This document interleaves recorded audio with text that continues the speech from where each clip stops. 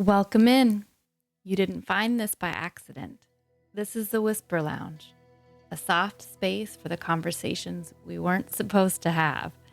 While you're here, you can leave a tip using the captivate.fm link in the show bio. And if you're ready, your complimentary 7-day exploration journal is waiting.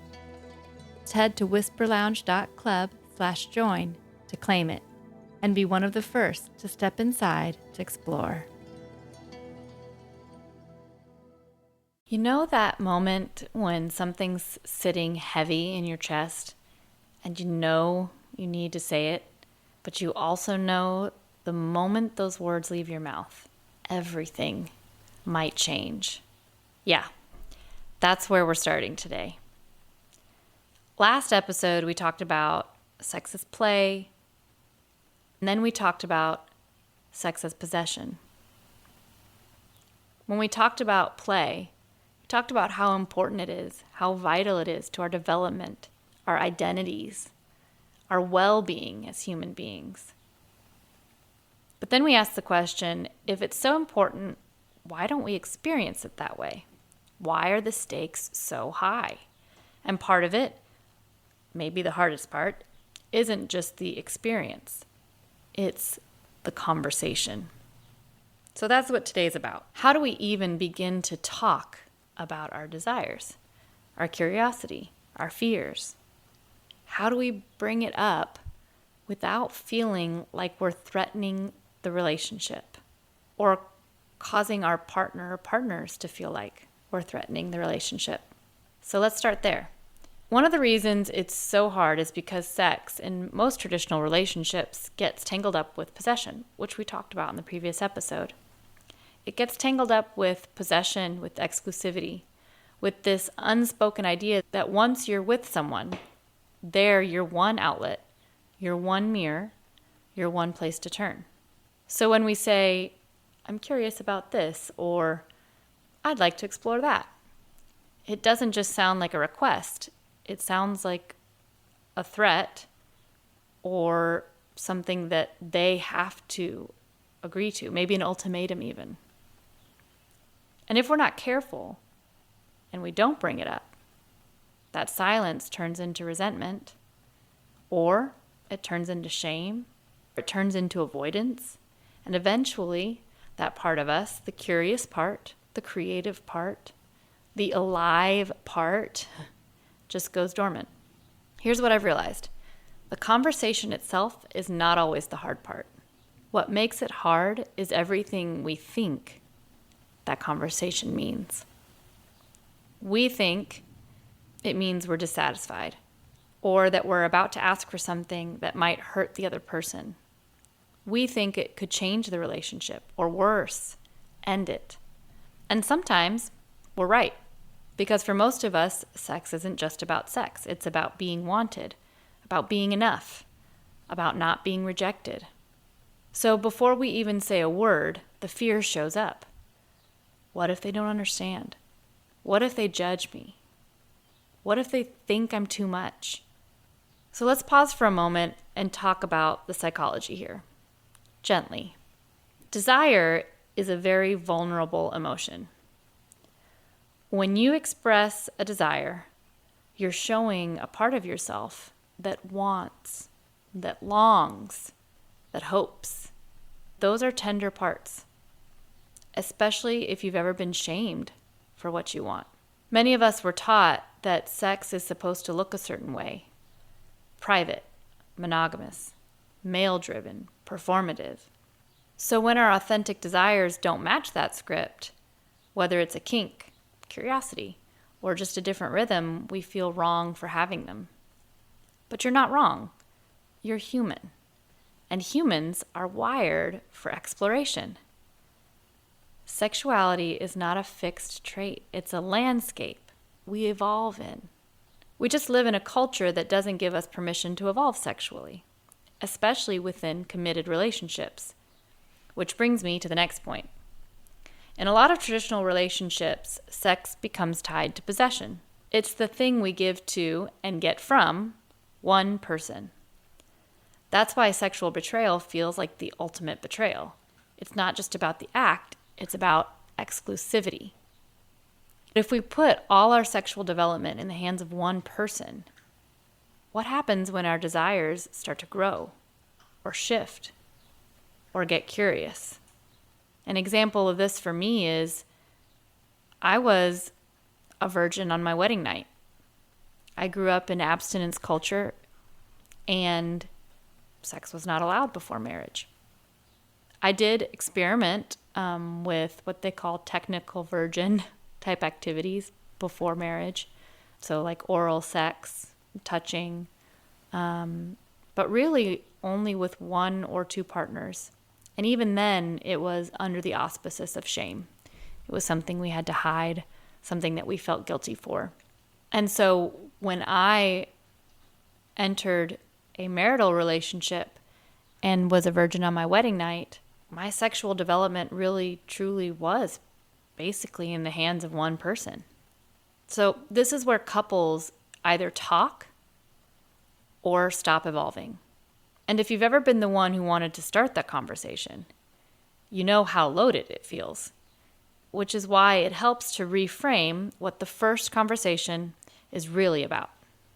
This is important. The first conversation isn't about being heard. It's about listening. Here's something I've learned the hard way. The first conversation about sex or desire, especially if you're introducing something unfamiliar, shouldn't be about convincing your partner to agree or accept.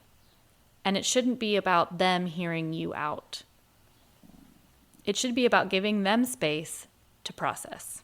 When someone hears something new, something that might challenge their identity or their comfort zone, their first reaction will almost always be self-protection. So instead of leading with all the reasons why your desire is valid or all the research you've done or how much better it could make your relationship, try this. Lead with curiosity. Share what you're exploring gently and then pause. Let them respond. Let them ask questions. Let them feel heard. You're not trying to get everything figured out in this one talk. You're just cracking the door open and showing them that they're safe to walk through it. So, what do we do in starting the conversation? We start small. And we start from a place of curiosity, not accusation, and not from a place of feeling like we have to prove that what we're feeling is okay. Not, you don't give me this, but I've been thinking about this part of me, and I'm wondering if we can talk about it. It might be, I heard something recently that really made me think.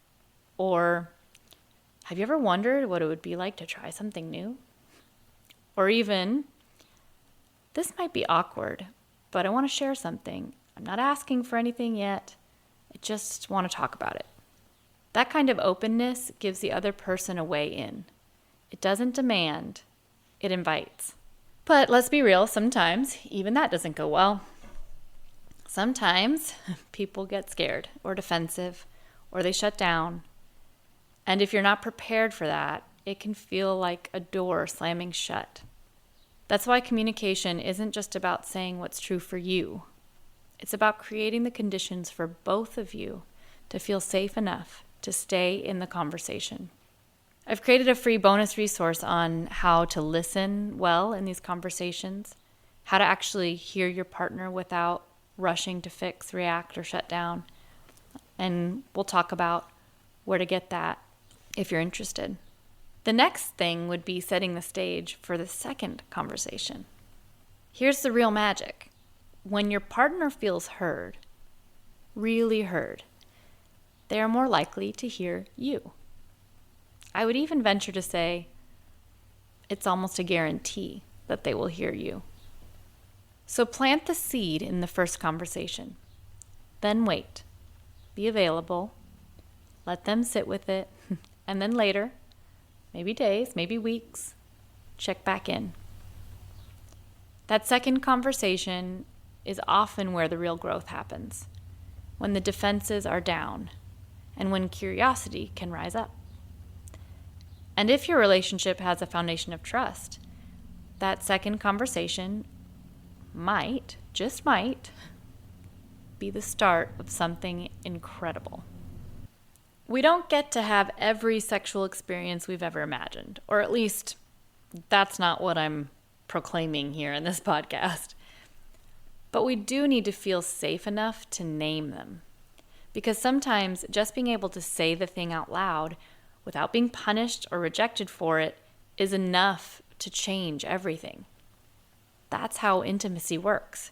It's not just about compatibility. It's about willingness. At some point, we'll dig more into where all this possessiveness even came from.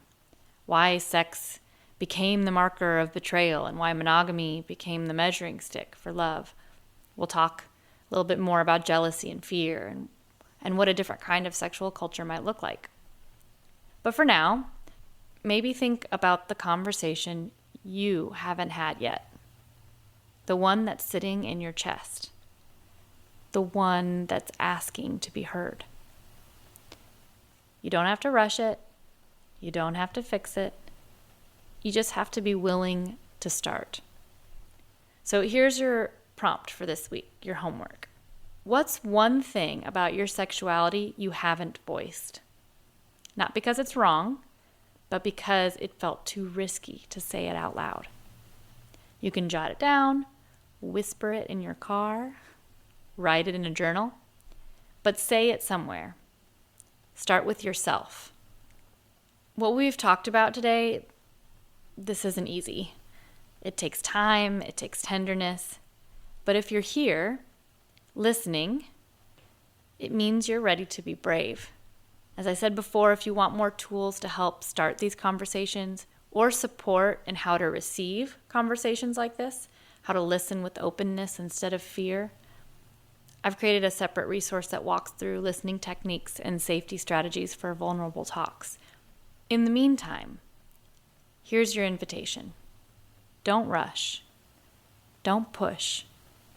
Just start gently. Until next time. Thank you for being here. Tip the lounge or grab your free journal while it lasts at whisperlounge.club.